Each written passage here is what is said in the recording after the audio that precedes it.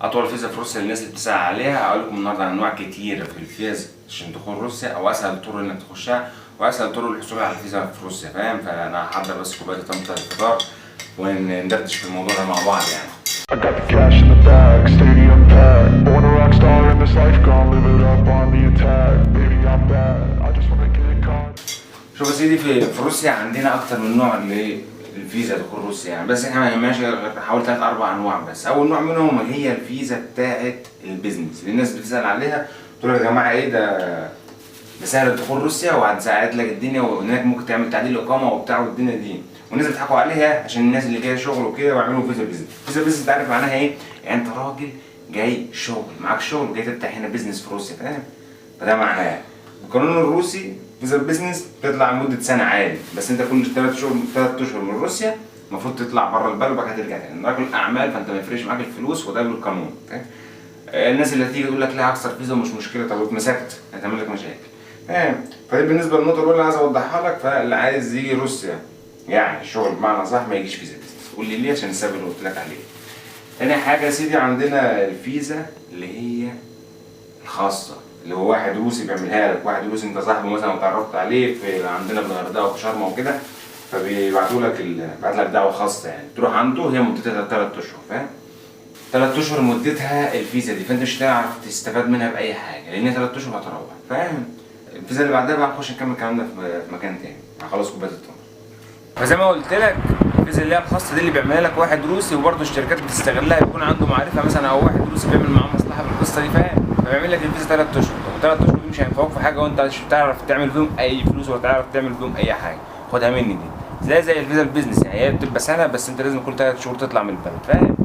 الفيزا اللي بعد كده اللي هي الناس كلها نفسها تعملها بس هي يعني محدش بيعملها، واقول لك ليه. الفيزا اللي هي العمل صحيح بقى، اللي هي الفيزا العمل يعني زي اي دوله مثلا بتوع الخليج، زي اي دوله بتروح تشتغل تعمل فيها فيزا عمل، هي موجوده بس دي لازم تعملها لك شركه يعني. يكون واحد هنا عنده شركه او واحد عربي انت عارفه او القصه دي يعمل لك ورق، بس هنا محدش بيعمل الكلام ده. اقول له ليه؟ لان روسيا مش محتاجه عماله، فاهم؟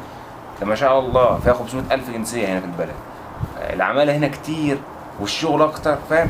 فهو مش محتاج ان هو يستقطب عماله من الخارج زي بعض البلاد مثلا التانية، فاهم؟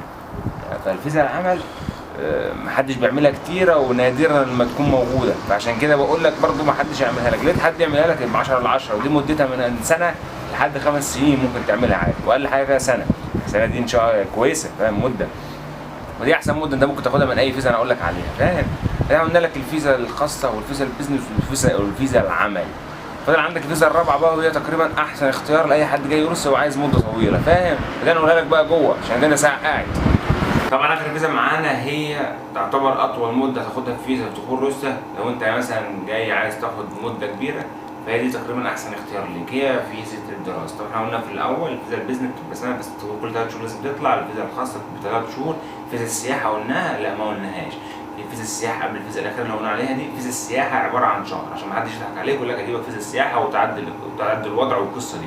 تعديل الوضع يا اخوانا عشان بس الناس تبقى فاهمه ايه يعني ايه تعديل الوضع في الدنيا، يعني تاخد اقامه هنا في البلد. الاقامه اللي هي ار في بي اسمها رازرشينا فريمين براجيفاني في روسيا، فاهم؟ عباره عن 3 سنين. طب عشان تاخدها اصلا اقل حاجه اللي هو لو بتتنطط 5 شهور. فلو جاي فيزا سياحه مش هتعرف تعملها، لو جاي فيزا بيزنس مش هتعرف تعملها، لو جاي فيزا ايه تاني الفيزا الخاصه برضه مش هتعرف تعملها.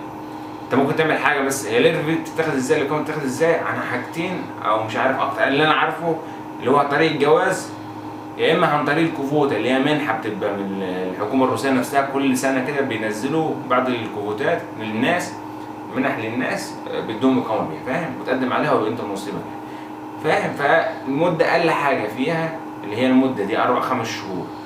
انت ممكن مثلا تتجوز، مثلا لو انت عارف حد هنا وهتتجوزه تتجوز وبعد كده ترجع المره الجايه ان شاء الله تعمل الاوراق، وفاهم العمليه تطول معاك برضه، بس اول مره دي مستحيله عشان بس محدش يضحك عليك في القصه دي. تعديل الوضع لازم له اقل حاجه 4-5 شهور. الفيزا الاخيره اللي هتديك اطول مده ممكنه هي الفيزا بتاعت الدراسه، اللي هو ناس بتيجي تحضيري تيجي تشوف الوضع في روسيا عامل ازاي، الدنيا في روسيا عامله ازاي، هل هيعرف يسلك، هل هيعرف يدرس ويكمل، هل هيعرف يعيش هنا ويتعايش ولا لا. في ناس كتير بتجيها استجروبه، فاهم؟ تجربه يعني تشوف الدنيا ماشيه ازاي هنا في البلد، هيعرفوا يكملوا فيها مش هيعرفوا يكملوا فيها، ودي احسن اختيار وامن اختيار، فاهم؟ في ناس كتير الايام دي يعني شفناها، ودي كانت سابقه انا اول مره اشوفها بقالنا سنين، بيرجعوا ناس كتير من المطارات. ليه؟ لان في فيز دلوقتي بتتدرب في مصر بيطلع لك بفيزا روسيه مضروبه، يعني هي باينه جدا، تخش تبص على الفيزا تلاقي فيها ارقام مش مظبوطه وجايه مع بعضها مش جايه، باينه من غير تحقيق ولا حاجه، فاهم؟ هي باينه في الفيزا نفسها. ففي ناس جايه فيز مضروبه، في ناس جايه مثلا الفيزا بتاعتها تنتهي كمان 15 يوم، فاللي هو مش هيلحق يجدد فيزا، فمستحيل يدخلها في البلد، هيقول لك مع السلامه روح بلدك تاني، فاهم؟ فانتوا خلي بالكم من النقطه دي. التنفيذ سهل، واسعار الفيز دي سهله يعني مش غاليه، فاهم؟ بس اغلى حاجه فيهم هي فيزا الدراسه، لانك لازم تدفع للجامعه نص الفلوس اقل حاجه، فاهم؟ عشان يطلع لك القصه دي. بس وده كان الموضوع النهارده، اسهل طرق دخول روسيا. ان شاء الله يكون فاتكم يعني، والناس اللي عايزه تيجي تتواصل معايا عادي، افهمكم الدنيا واشرح لكم الدنيا. ان شاء الله خير، ونشوفكم في فيديو جديد. السلام عليكم ورحمه الله.